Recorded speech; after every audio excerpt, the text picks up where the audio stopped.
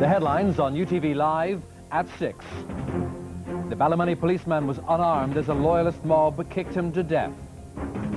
George Mitchell meets Tony Blair to discuss tomorrow's Stormont talks. And an American firm brings 300 computer jobs to Belfast.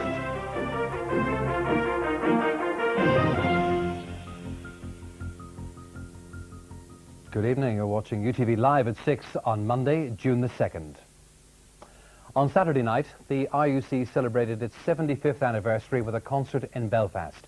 50 miles away, in Ballymoney, a policeman was brutally beaten to death. Tonight, we'll be looking at the implications of this latest murder as the political parties prepare to restart talks at Stormont. Also tonight, Susie Miller on the struggle for power in Belfast. Later in the programme, I'll be reporting from Belfast City Hall on who is likely to be sitting in the Lord Mayor's chair for the next year. And also tonight we pay our weekly visit to the movies and we meet the ladies who 50 years ago were sent to Australia. They returned to Northern Ireland at the weekend. And in sport we head to the Isle of Man where Joey Dunlop achieved a record-breaking 22nd win at the TT. However, Philip McCallum has not been as lucky. And as this is Bike Week here on UTV, we meet the couple who are preparing to tour Scandinavia on their Goldwing, and you'll be surprised at what they can carry. Sleeping bags, air beds, camping gas, stove, some utensils, some dishes for making breakfast and so on, necessary paperwork, and a minimum of clothes to do us for the 3 weeks, basically. But first to tonight's top story. And UTV has learned that the RUC officer kicked to death by a mob in Ballymoney was unarmed. Constable Greg Taylor, who had been drinking in a bar in the town, wasn't carrying his police revolver when he was attacked. A number of people, including members of a loyalist flute band, have been arrested and are being questioned about the incident. Mark McFadden reports from Ballymoney. The flag outside Ballymoney's RUC station flew at half-mast today, a tribute to a police colleague beaten to death in a savage mob attack that has stunned this town. 41-year-old Constable Greg Taylor, married with 3 children, had been drinking in this bar in Church Street with at least one other police officer. A row developed with a number of other people inside the premises. It's believed Constable Taylor tried to call for help on his mobile phone, but no police backup was immediately available. As he left the premises, the angry mob of perhaps a dozen or so people set upon him, kicking him to death. The nature of his death obviously is one which gives you great concern. Yes, it was barbaric, brutal, something that a civilized society shouldn't accept. A number of people have been arrested, but as yet none have been charged. The police say, however, that they're following a definite line of inquiry and are appealing for witnesses. People are very shocked. Certainly this morning I've been open from business since 9 o'clock, and everyone nearly that has been in to purchase anything from me has been really shocked and has brought the subject up. Certainly Greg was very well known in the area, I think one would associate him more as a community policeman, if one can imagine that sort of image of Greg. Closely involved with some of the organisations in the town, particularly the British Legion. Man's inhumanity to man. You know, the Christian message is one of love. Now, you may disagree with a person, but to kick a person to death, I feel sad for the individuals that are responsible. There have been suggestions that loyalist anger over Dunloy may have contributed to this incident. I asked the RUC if there was any connection with anything political, and they denied the fact. They said that it was only drunkenness that had caused this incident. UTV has learned that Constable Taylor was not carrying his police-issue revolver at the time of the attack, and RUC sources indicate that had he been armed, he could have used the gun to defend himself and perhaps saved his life. Would not be a police policy for them to carry the weapon at all times? We're talking about Ballymoney, a pleasant country town, people out socialising on a Saturday evening, and no I suspect it would not. But in view of what happened on Saturday night, it's obviously not quite as pleasant as you would make out. I can find no excuse for what happened. I don't hold the people of Ballymoney to blame for what happened. This is a small group of mindless individuals, and there's no excuse for what they've done. But this is not what the people of Ballymoney are like. This incident may see police officers reviewing their own personal security arrangements. We have to be careful. We have to go and mix with the community, but the community have to meet us halfway. And this type of action doesn't do anything at all for this community in Northern Ireland. Greg Taylor's death highlights what the RUC view as their increasingly difficult task of policing a divided society. and with the RUC officers on the ground becoming the target for hatred from both sides of the community. Mark McFadden for UTV Live in Ballymoney. The multi-party talks are due to restart in Stormont tomorrow. Sinn Féin says it will demand entry while the DUP is staying away for the time being. Our political correspondent Ken Reid reports. It is nearly a year since the images of Sinn Féin being denied entry to the multi-party talks at Stormont were seen across the world. With no ceasefire in place and renewed IRA violence over the weekend, there is still no place for Gerry Adams at the talks table. Ulster Unionist John Taylor has demanded that the government should break off civil service contact with Sinn Féin after the weekend events. The government is considering the situation, as is John Britton in Dublin. I think it is becoming clear that this incident at the weekend was targeted at the security forces, and that has got to be totally condemned. There can be no justification for that whatsoever. So far as if the full analysis of what's happening and how it then impacts on the events over the coming period, that is currently being analysed at the moment. This morning, the talks chairman met Tony Blair in Downing Street. And after the meeting, George Mitchell attacked recent IRA violence and the loyalist killing of a policeman in Ballymoney. We noted the events of last evening, and we take this occasion to reiterate our strong and unequivocal condemnation of any violence or the threat of violence to attempt to resolve political issues. The problems of Northern Ireland will not be solved by violence. They can only be solved by peaceful democratic dialogue. And we hope that alternative will be utilized by all concerned. But in Belfast, Gerry Adams said Sinn Féin would be going to Stormont tomorrow and demanding entry to the talks. The only talks which are going to work are talks which are inclusive, which are led by the two governments, and which deal with the substantive issues which have underpinned conflict here. I'm not going up to demand anything other than the rights of those people who voted for us. The DUP, however, says it will not be at Stormont tomorrow. It says it will not be attending the talks until after the first meeting of the forum, which is not due to take place until Friday.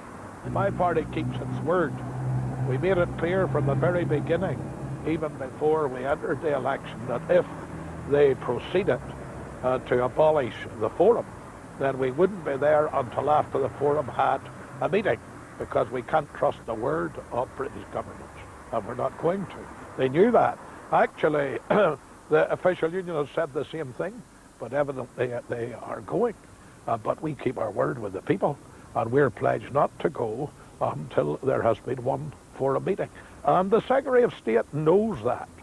The SDLP still believes the talks are the best hope for the future. I think that the fact that we're in an election-free zone, that then there can be real hope. So let's get down now to the difficult. It is a difficult task, but also, while we're engaged in that difficult task, as I have often said, let us work together in the areas that we agree about, like economic development and seeking inward investment. And by doing that, build the trust that will help us in the more difficult political front.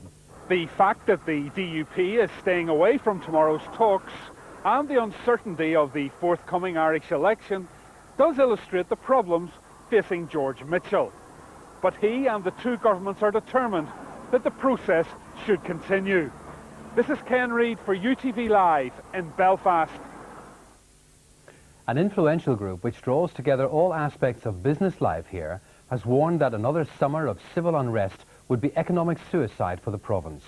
The G7 group says everyone has a role to play in reducing tension in the coming weeks. Shane Glynn has this report. The cost to the economy of last summer's civil unrest ran into hundreds of millions of pounds and is still being counted. On top of this, more than £120 million of government money, which would have been spent on health and education, was diverted to security. The damage done to the image of the province was severe. In a preemptive strike, the group of 7 has written to every employer, church and school in Northern Ireland. Their message, that a repeat of last year, when airports and ports were blocked off, would be economic suicide for the province. What we're doing is informing every home in this country, every workplace, every school, every church, of how important it is that they remain restrained and calm and work in the interest of ourselves. Work for us, because this is our community, and we really have to do that together. The G7 group is made up of business organisations, trade unions and economic development bodies. It came together last July at the height of last summer's tension. Colin Anderson, who's president of the Chamber of Commerce and Industry, says there's still time to make sure there's no repeat this year. Just take stock. Think about the consequences of another summer like last year. No matter what side you're on, think about that. Think about it carefully. And if you have anything in any way that you can impact upon this, do it in a positive way. And please show responsibility in all of your actions. We cannot afford it, and your country can't afford it. Sentiments echoed by the Secretary of State, Mo Mowlam.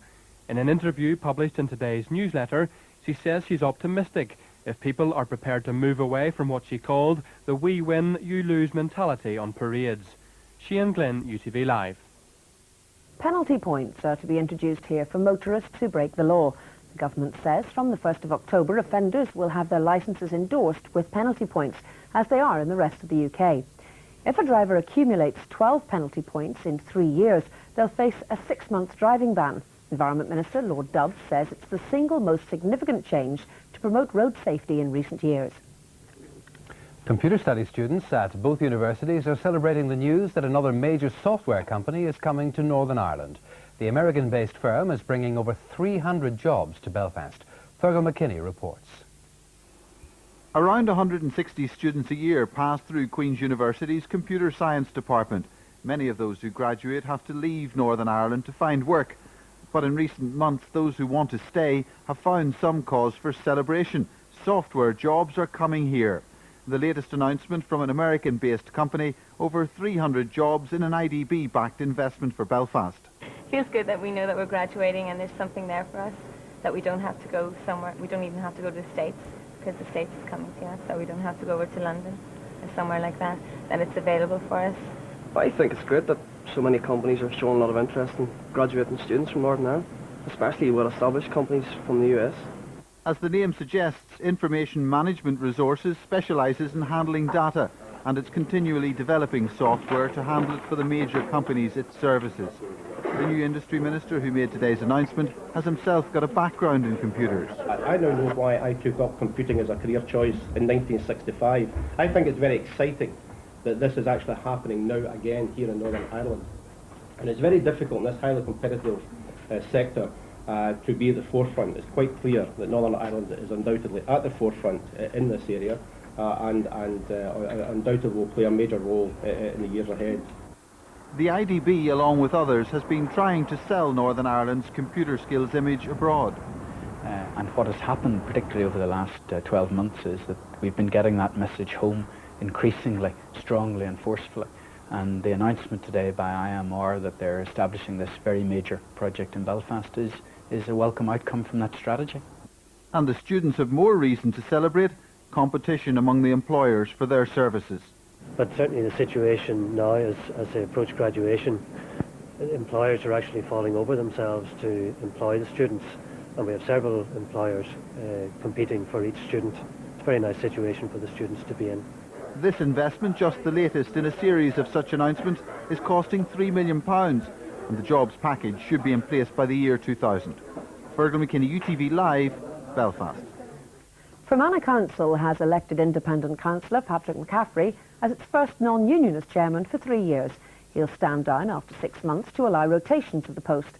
Meanwhile in Belfast, councillors are voting now to choose a new Lord Mayor. With support from Sinn Féin, the SDLP's Alban McGuinness is the favourite.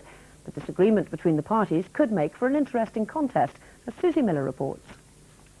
Since the council elections, parties in City Hall have been trying to persuade each other to support various coalitions, and that behind-the-scenes negotiation continued right up to the start of this evening's meeting. An attempt by the Ulster Unionists to form a cooperation between themselves, the DUP Alliance and the SDLP fell on stony ground over the weekend, and the SDLP has today been encouraging Sinn Féin to fall in with their Alliance, who are supporting Alban McGuinness for Lord Mayor. Here's how the final numbers are likely to pan out. The Ulster Unionists and the DUP will vote together, supporting Wallace Brown or Harry Smith, both from the DUP, for Lord Mayor. That will probably be backed up by the UDP's Frank McCoubrey and Hugh Smith of the PUP. The two new PUP councillors, David Irvine and Billy Hutchinson, won't be back from South Africa in time to vote. On top of that is independent unionist Alan Crowe, giving 23 votes in that block. To the other side of the chamber, and if Sinn Féin, as their name suggests, stand alone, they have 13 votes and will be eliminated in the first rounds. The SDLP and Alliance together have 13 votes in favour of the First Nationalist Lord Mayor of Belfast. If Sinn Féin abandons its hopes and goes in with SDLP and Alliance, that gives a block of 26, defeating the Unionist candidate. Alliance has no problem if Sinn Féin vote with them and say they haven't been approached about giving them any chairs or vice chairs in return. Certainly the Alliance Party is not committed to give Sinn Féin anything, and we will not be supporting them for chairs or vice chairs in this year. I say if we needed any reminder of why not, what happened in Poglass yesterday was another example of the why we will not be supporting them. There is one other permutation. Alliance councillor Steve McBride is on his way back from South Africa, but may not make it in time for the vote. That reduces the SDLP Alliance block to 12 and eliminates them, unless, of course, independent Alan Crowe switches sides, giving the Lord Mayor the casting vote. The meeting started at 6 o'clock, and Lord Mayor and Deputy Lord Mayor should have been chosen before the end of the programme. High Sheriffs and Committee Chairmen should also be decided later this evening. Susie Miller, UTV Live at Belfast City Hall. And if we have any news on how the vote's going, we'll let you know before 7 o'clock. A journalist whose career ended when he was knocked down by an uninsured driver in the centre of Belfast has been awarded £1 million compensation. 32-year-old Dundas Keating suffered brain damage after he was hit by a car on Chichester Street in June 1994. Mr. Keating, who is from Jordanstown, was a freelance journalist working mostly for the Sunday World at the time. Staff at the Royal Victoria Hospital who are refusing to pay almost £180 a year to park their cars expected to be turned away today. But management adopted a softly approach as the new charges were introduced, as Jeannie Johnson reports. You can't drive straight through the Royal site anymore. You're directed round the perimeter and into either staff or visitors' car parks, or else out of the exit again. This morning, staff refusing to pay the £178 per year car parking levy expected long queues and confrontations, but neither happened. People who had arrived who said they were going to pay, but they just hadn't got it arranged, were allowed into the car parks and were given a form, and of course we would expect them to complete the form and collect their pass tonight. If they haven't done that, obviously they won't have a pass to let themselves in tomorrow morning. But we would expect most people, in fact we know that most people are actually doing that. There has been quite a queue of people right through the morning getting their passes. I believe really that this has been a management ploy really to try and calm the situation. I think they were expecting a lot of disruption on site this morning with people turning up for work without applications or without permits for parking, and I think to avoid the adverse publicity, I think this has been a stunt just to smooth things over. Most people I've spoken to today have either been left into work, had a lift, or have left their cars parked outside around the hospital on the roads, you know, rather than because they were afraid to approach the car parks. Members of the public seemed happier with their new system. It costs 90p to park for up to 4 hours, £1.50 for 4 to 6 hours, and £3 for over 6 hours. But the general feeling was that it was worth it. I think that may improve security as well in the car park, as well as that there's barriers, so I'm quite pleased with it. And the parking fees aren't that expensive. I'm glad here to park. I've placed quite a few times. I've come down here and I haven't been able to. I'd like to ask you what you think of the new parking arrangement. Well, we're a bit surprised, but not as dear as we thought it would be. We've been here for quite a bit this morning with the baby, so it's not too bad. So the introduction of this scheme has been seamless, but come tomorrow, staff who still haven't got a pass or who park illegally may find it's a different story. Jeannie Johnson, UTV Live at the Royal Victoria Hospital. Now, still to come, if you thought motorbikes were just for kids, think again. And we meet the ladies from Down Under who have returned to Northern Ireland after 50 years. When I went to Australia, it was different. I cried for 3 months when I arrived, and they were just on the verge of sending me home when I decided to settle.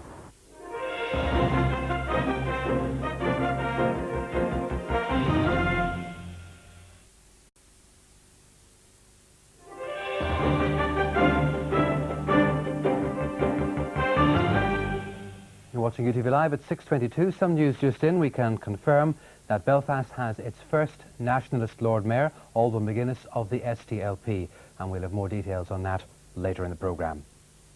A group of women arrived in Northern Ireland yesterday on a visit they're describing as a sentimental journey. They were sent to Australia as children, along with thousands of others from all over the UK. Linda Bryans has been to meet them. Today, the women were getting a chance to do some sightseeing in the city some of them last saw 50 years ago, before they were shipped off to Australia from Nazareth House children's homes in Belfast and Londonderry. Around 20 of them have made the journey back to Northern Ireland as part of a larger group that arrived in Britain last week. Some have already been reunited with relatives they were told didn't exist. Others are still searching. All I want is somebody on Dad's side that maybe knows Dad, and maybe you'd like to say hi. They don't have to come into my life. They can write to me and just say hi and, you know, who we are. You were able to trace your mother. Do you think if your father is watching this, will he know you? Well, I would say so, and if he is, you know, I've turned out a good person, Dad.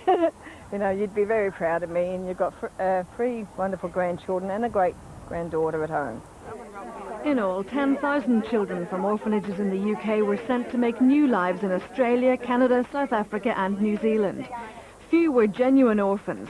For example, Patricia, whose mother came from Dublin to give birth to her illegitimate daughter in Birmingham, England. Like many babies born out of wedlock at the time, Patricia was placed in a children's home.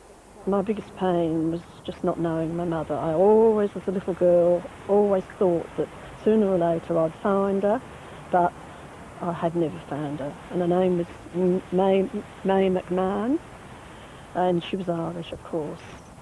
So, does anyone know May McMahon from Dublin? There must be some McMahons out there, but even if I knew something about her. My father was Thomas McCloskey, and my mother was Esther Ninihan or Minihan before she was married. That's all. Do I have any cousins out here? Do I have any aunties out here? Hello, everybody. That's it. Some of the women lost their identities when they were taken from Northern Ireland and placed in Australian children's homes. Names and birth dates were often changed, and they were told they had no relatives, making it almost impossible to trace their backgrounds. From the time I walked out of Derry, Nazareth House Dairy, I started. I cried all the way out. I was sick all the way out from crying. And cried for 3 months when I got to Australia. The nuns did tell me that, because I said to one of the sisters, I said, look, I really don't know whether to go to Australia or not, because I said my mum might still be looking for me. And she said, well, look, dear, she said she hasn't seen you or been up to see you, or there's been no inquiries or anything for 14 years. So she said, I don't think she's going to come now. So I thought, well, okay, off to Australia. And I honestly think it's the best thing that I did. Linda Bryans, UTV Live. Now, if you have personal reasons for getting in touch with the women who are visiting from Australia, then you can contact, in confidence, the Catholic Family Care Society. The telephone number is on your screen. It's a Belfast number, 01232 69 1133, if you want to contact the Catholic Family Care Society in total confidence. Well, now it's time for a reminder of this evening's top stories.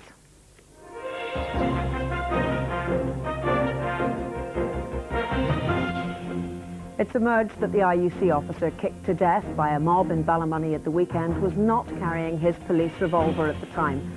A number of people, including members of a loyalist flute band, have been arrested and are being questioned about the murder. Within the past few minutes, Alban McGuinness of the SDLP has been elected Lord Mayor of Belfast, becoming the city's first nationalist mayor. He won by 26 votes from his party, Sinn Féin, and the Alliance Party, to 22 for the DUP's Harry Smith. Another major software company is coming to Northern Ireland. Florida-based IMR is to open a software development centre in Belfast, taking on around 300 people. The venture is expected to be up and running by the year 2000.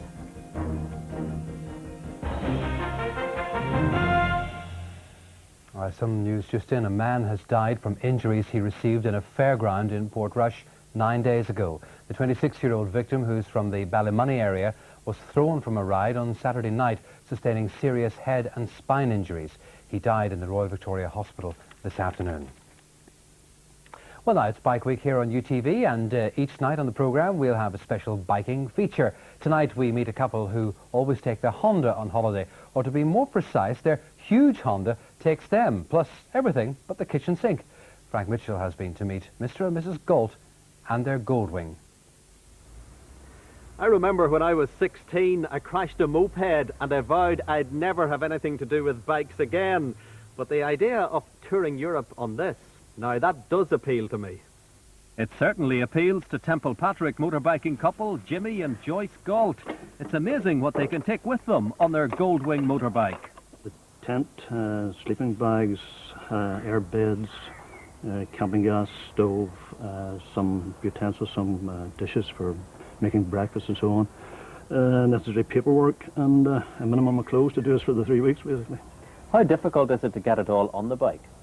Well, when we're collecting these things, we tend to go for the smallest and lightest items we can find, so we have sort of a technique, a system of putting it onto the bike.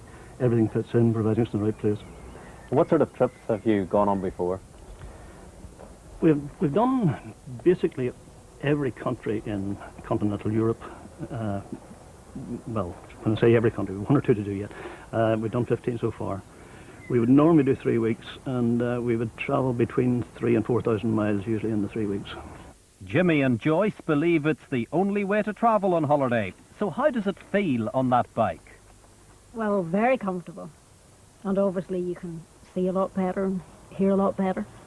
Smell the flowers as you go along, that type of thing, you know. And we do find that people approach you more when you're on a motorbike than maybe in a car. Were you always a biking person yourself? Well, really, when I started going out with Jim many years ago, his friend told me if I wasn't interested in motorbikes, he wouldn't be interested in me. The interest developed, and they're now motorbiking grandparents, in love with each other and their huge bike. It's special in that it's a perfect touring machine. You have almost as much protection on it as you do have in a car. The screen protects you from the wind and from the rain. You can almost ride in the rain without getting wet. It's comfortable. You know, we do, normally on our first day from here, we would travel from Cairnryan down to Dover in one run, with just stopping for petrol and a cup of tea. So you do about 550 miles in a day, and you can still walk at the end of that, you know, which is almost impossible on some of the modern day bikes. It's quite amazing that everything in this garden can be carried on the bike.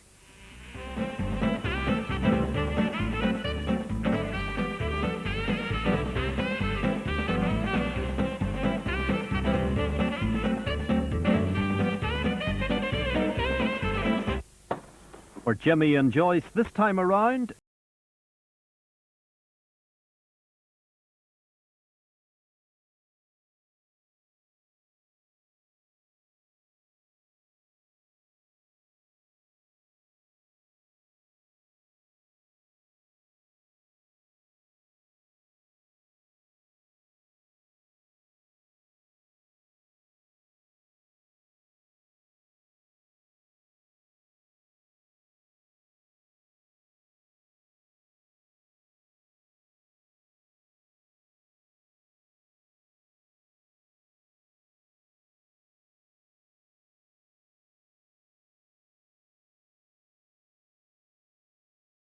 Well, we're staying with bikes. These ones travel an awful lot lighter. Sport, well, we're going live to the Isle of Man, where Joy Dunlop has just achieved a record-breaking 22nd win at the TT.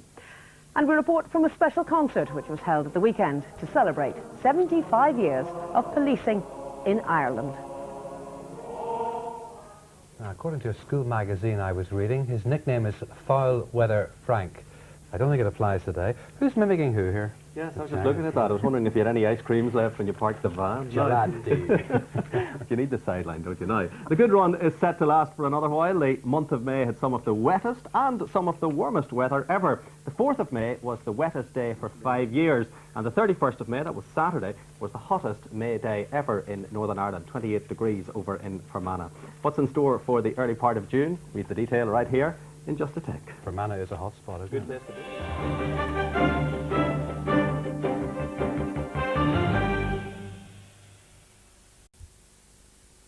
And now the UTV weather.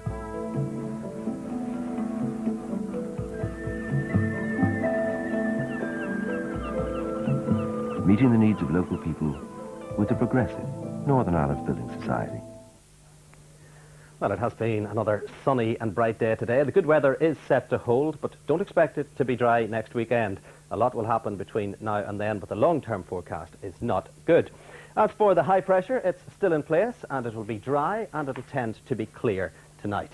Tomorrow morning, it will be mild. There'll be some mist across the country. Be careful if you're driving. The island tomorrow will have showers in the south, but up north it will be warm, sunny and bright. Tomorrow afternoon it will be cloudy in parts, but there will be those long sunny spells. It's looking good. And the outlook to Wednesday and Thursday, there's a possibility of light showers, but it will be mostly warm, sunny and bright, as we've been saying. No real break in the weather before about Friday evening, we reckon. And as for the summary, what does it say tonight? Clear and dry, reasonably mild. Then tomorrow, dry, warm and sunny again. The air quality is good. And you got one flash of our weather watchers, and now you see them for real. And they include 106-year-old Lily Armstrong, who looks about 60 there with her magnifying glass. Husband and wife, Gerard and Sheila McElmurray, are birthday weather watchers too. There they are at the top. They're partying in Lurgan, 2 birthdays in the 1 week. And the other cool-looking chap is a doctor at Beaver Park, and the female staff were in touch with me. They think he's a hunk. He's Dr. Phil Davies. He is down in the bottom corner. Don't doctors get younger looking, as they say. You're up to date. Have a good evening. Take care. Be good. Bye-bye.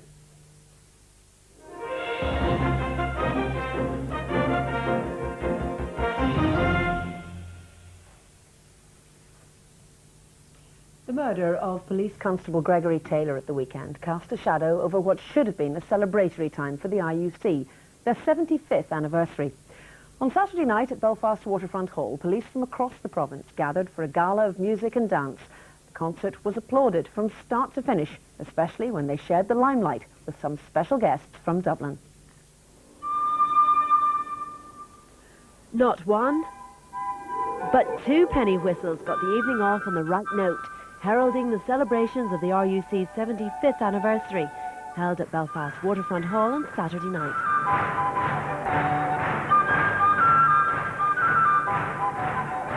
We're celebrating 75 years of the RUC, we're celebrating 75 years of the Garda Síochána, and we're celebrating 175 years of policing in Ireland. Well, it's a glorious night for the event. It's a very good turnout. Absolutely, a glorious night, and we're here in joyous celebration. Sharing centre stage was the band and choir of the Garda Síochána, who, not surprisingly, share the same anniversary. Significantly, it was the first time the Garda musicians had performed in the north. I come regularly to Belfast to meet my colleague, the Chief Constable, Mr. Flanagan, but I'm particularly thrilled to be here this evening because, as Mr. Flanagan said, we're both celebrating our 75th anniversary, and I'm delighted that my people are participating in the concert here this evening, both our choir and our Garda band, and what a lovely evening, what a lovely place. There to enjoy the programme were many distinguished, well-known guests, including some recent arrivals to the province. Well, I'm very pleased to be here. I'm here with my colleague Adam Ingram, who's the Minister for Security, and I'm looking forward to reflecting on the last 75 years of the RUC and then to start thinking in the days and weeks ahead about its future. It was 1922, at the time of partition, when the Royal Irish Constabulary, the RIC, was split into 2, forming the Royal Ulster Constabulary and the Garda Síochána. In the 75 years since, the RUC has experienced a traumatic history and has grown in numbers from 3,000 to over 8,000 regular officers.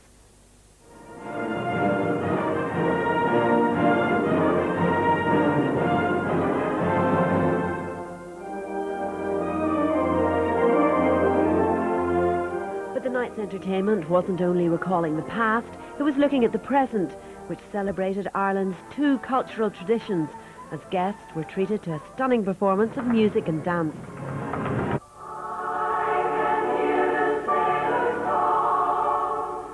Benefiting from the gala night was the charity Men Cap. Their Blue Sky appeal, which marks the organisation's 50th anniversary, is the RUC's official charity for the year. Has tonight been everything you thought it would be? Yes, tonight's been a wonderful evening. Men Cap is really privileged to have been the charity chosen to benefit from the proceeds raised from tonight's gala concert. The RUC may have notched up 75 years, but are they making plans for their centenary? Absolutely, but I'm afraid I'll not be here at that time. For many, it was back to work as usual the next day, but for this Saturday night, the police were more than happy to be pounding the beat.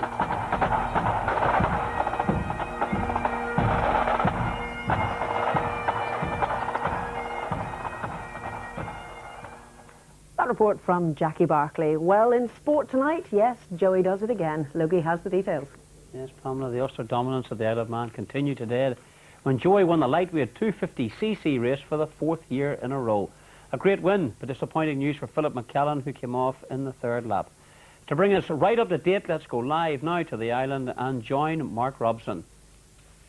Yes, thanks very much indeed, Adrian. And as you say, a wonderful day once again for Joey Dunlop. Not such a good one for Philip McCallan, that 140-mile-an-hour crash at Quarry Bends. And I was speaking to him a couple of hours ago, and he says he hopes to race on Wednesday. A very lucky man indeed. But yes, today belonging to Joey Dunlop, his 22nd win on the island in the 250cc race. Bruce McKendry has this report. Joey Dunlop's first TT win came in 1977, the year of the Queen's Silver Jubilee.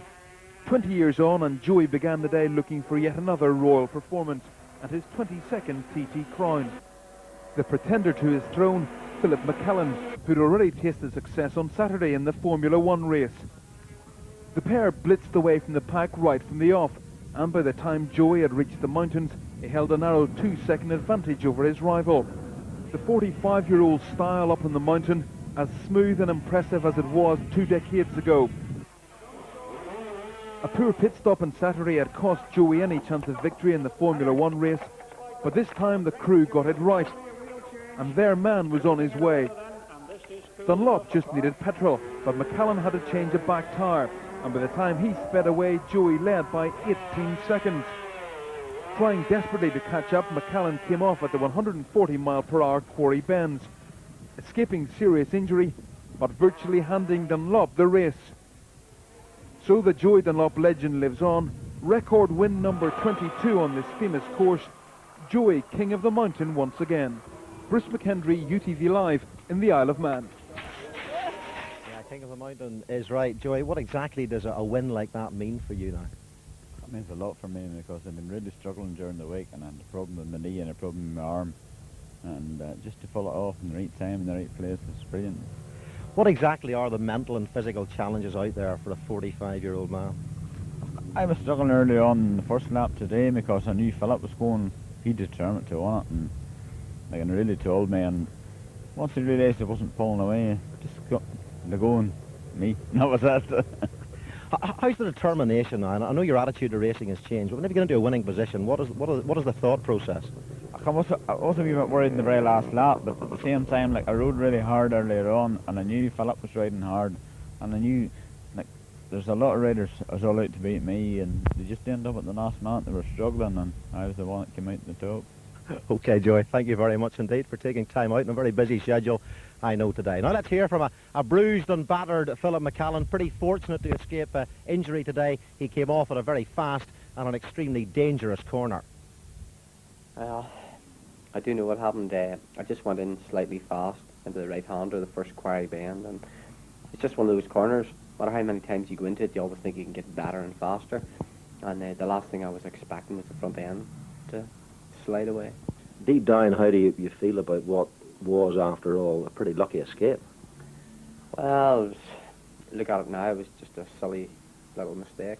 I just went in too fast, but to win races you've got to go fast. So there's a very, very thin line between winning and losing. And do remember that we'll have a highly revealing documentary on Philip McCallan tonight. That's at 10:40 on UTV. Thunderous sound. Do not miss it. But today, Joey's day yet again. Adrian. Thanks very much, Mark. Well, if you haven't been able to make it to this year's TT, we can help you make it to the British Motorcycling Grand Prix. All you have to do is answer this question. How many races did Philip McCallan win in last year's Isle of Man TT? Was it A, 3, B, 4, or C, 5? The numbers to ring are 0891 300 395, or if you're phoning from the south, 1550 131 395. The lines are open until Sunday. We'll announce the winners on next Monday's UTV Live at 6. Good luck. Rugby next. 3 Irishmen have been selected on the British Lions team to play Mumbalanga. Hard to say that one now. Keith Wood has been selected along with Paul Wallace and Jeremy Davidson. The match is in Whitback on Wednesday. It seems likely that Davidson will take up an offer with Cardiff on his return from South Africa. He had been linked with Leicester. Well, Tony McCoy became champion jockey for the second successive time on Saturday. But on Thursday, he'll start all over again, looking for his first winner of the 1997-98 season. Des Fahy caught up with him earlier today. Passenger A.P. McCoy, the champion jockey for 1996-97, was on the 10:30 flight to London this morning after a weekend at home. During the season, he bookended his 190 winners with the Gold Cup champion hurdle double at Cheltenham, and silenced the critics who said he couldn't win the big showpiece races. You're always conscious of something like that. The only thing I thought was that I never had a chance, so it's quite difficult to win them if you're not in them. And the likes of the Gold Cup and the champion hurdle, I'd rode in them the year before, but the horses that I rode in them, well, they were never going to win champion hurdles or Gold Cups. And I thought this year that I had two very much improving horses that could do it. You don't tend to show much emotion, but coming back from both those wins on the way back into the unsaddling enclosure, you looked absolutely delighted. Yeah, the crowd at Cheltenham is a bit different than most places, and it definitely gets you going a bit. The new season starts again at Perth on Thursday, and McCoy's target is to ride 200 winners. A man driven by ambition, he's not worried by what Richard Dunwoody has described as jockey's burnout. Richard said to me once, if riding horses was all you had to do, the job would be easy, but there's a whole lot of other work has to be done behind the scenes, with which horses you're going to ride and that sort of thing. So if I can keep it all, the more stress-free I can keep it, the better, then I think I can keep going. Of course, no sporting career is complete without your own song, and Ballymena man Seamus Moran has obliged with his own tribute. It's proof that A.P. McCoy has arrived.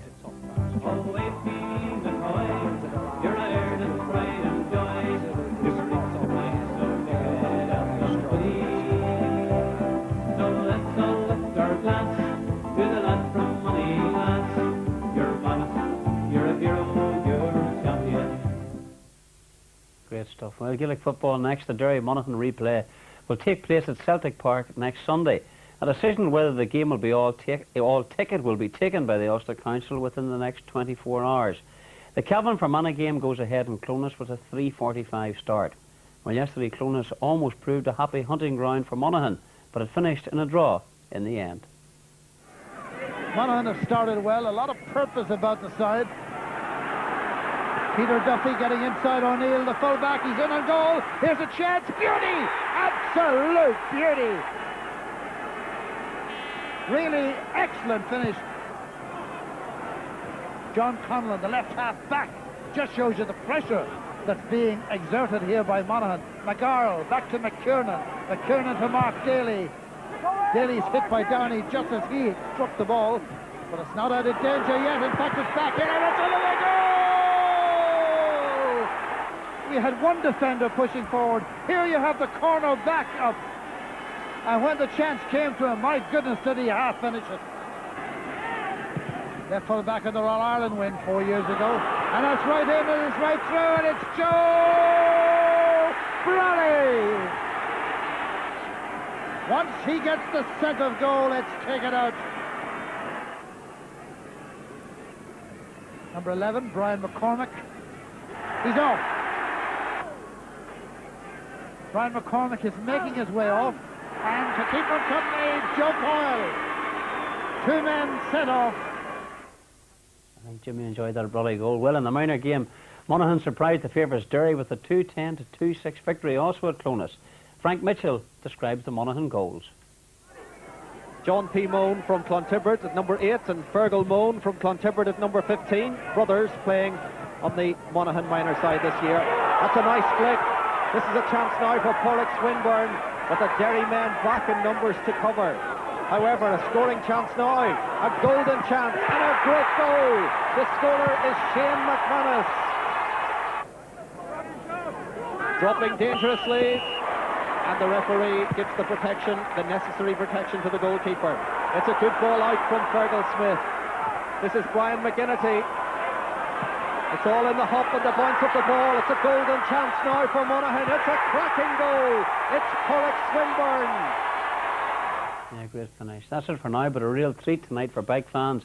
The special programme on Philip McCallan is at 10:40, and then the second Isle of Man TT programme with Joey's Super Win is on at 11:10, and it's well worth staying up for. That's the sport.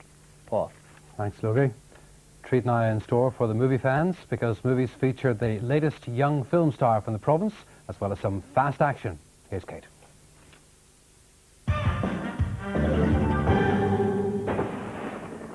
Well, I told you today's flight would be special. That's William Bedford, a.k.a. Billy Bedlam. Mass murderer? Caught his wife in bed with another man. Left her alone. Drove 4 towns over to his wife's family's house. Killed her parents, her brothers, her sisters, even her dog. Down him. The action thriller Con Air has a cast list led by Nicolas Cage and John Malkovich. When a group of the most dangerous prisoners in the United States are transferred to a new high-security base, the recently paroled Cameron Poe, played by Cage, hitches a lift on the Con Air prisoner transportation flight. Then he finds himself in the middle of a skyjacking. Just past the strip. Can you see it?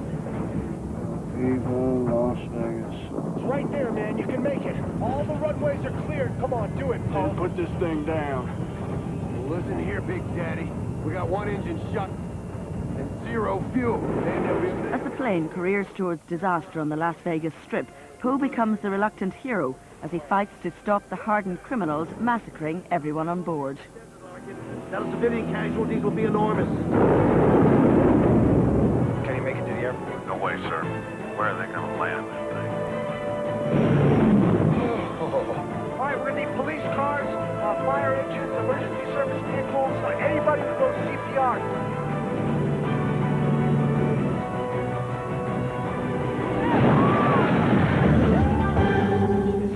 Sorry about this, John.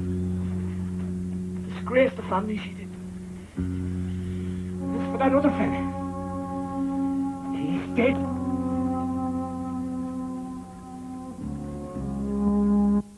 Richard Harris and Stephen Ray star in the latest Irish film Trojan Eddie, along with local actresses Breach Brennan and newcomer Aisling McGuckin.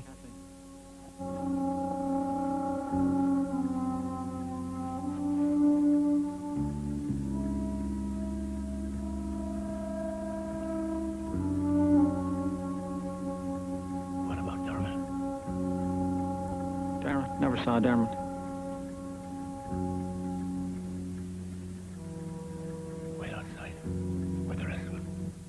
Richard Harris plays the King of the Travellers, self-named King of the Travellers.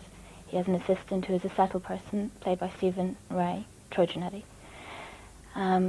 He becomes infatuated, Harris's character becomes infatuated with a young girl, Kathleen, which I play, who comes over from another community, and he sees her. Proposes, they intend to get married, but she then runs off with the King of the Travellers' nephew on the wedding night, and £11,000 of a dowry intact with her. It then, the film transpires about trying to get her back, and there's death and love and passion, money, everything. This is a fairly powerful thing, all right.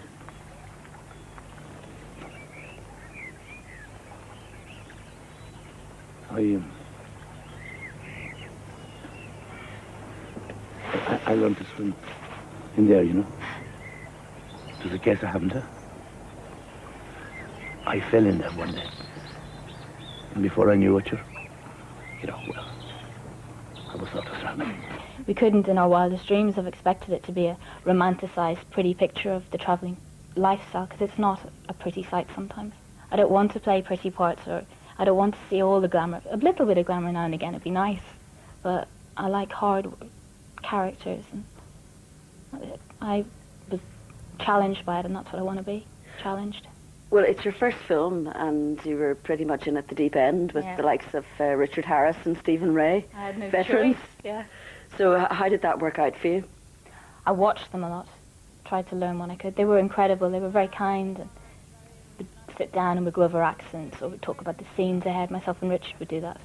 And he had me very relaxed about it, because I could have the thought, before I'd actually started filming, of working with the formidable Richard Harris, but it worked out brilliantly. Did he turn out to be formidable? He was an incredible man. We had a giggle. together. We had a good laugh.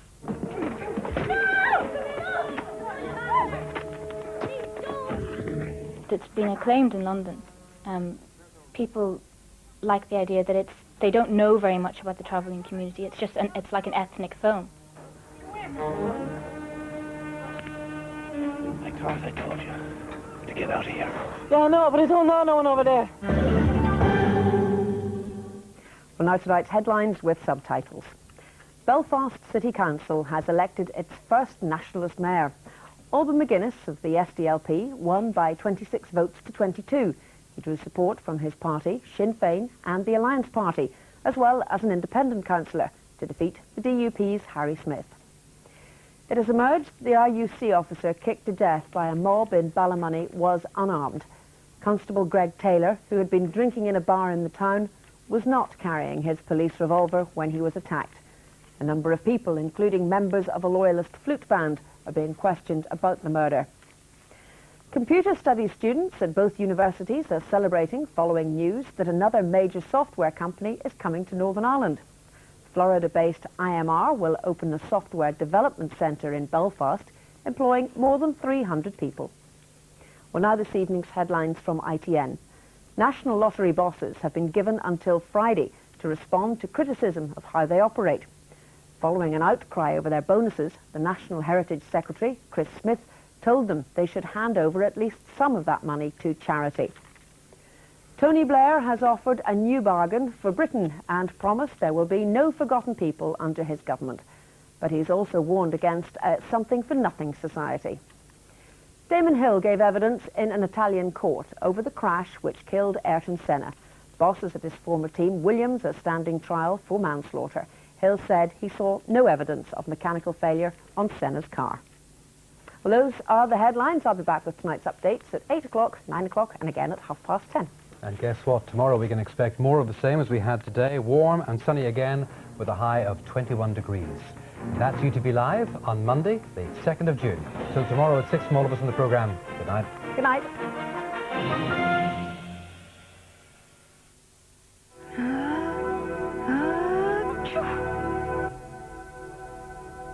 There's no significant change forecast for pollen levels, with the National Asthma Campaign's pollen forecast presently giving low pollen counts for both coastal and inland areas throughout the province. Over the next few days, pollen levels should remain low.